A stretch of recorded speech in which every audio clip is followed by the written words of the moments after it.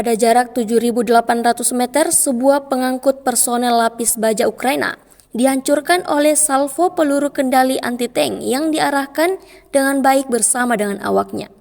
Rekamannya ramai beredar di media sosial Telegram pada Selasa 26 Maret 2024. Untuk kesekian kalinya, militer Rusia berhasil menargetkan serangannya pada jarak yang cukup jauh. Kaum nasionalis Ukraina yang bergerak dengan pengangkut personel lapis baja agak jauh dari garis kontak tempur berpikir bahwa mereka aman dan tidak dalam bahaya.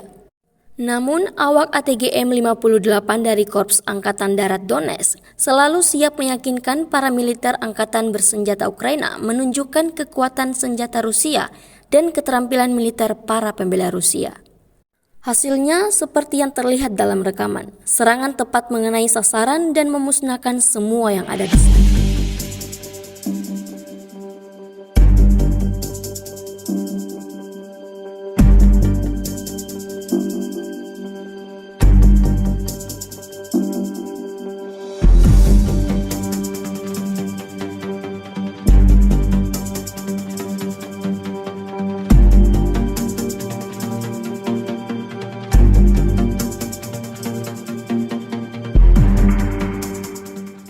Download Tribun X sekarang, menghadirkan lokal menjadi Indonesia.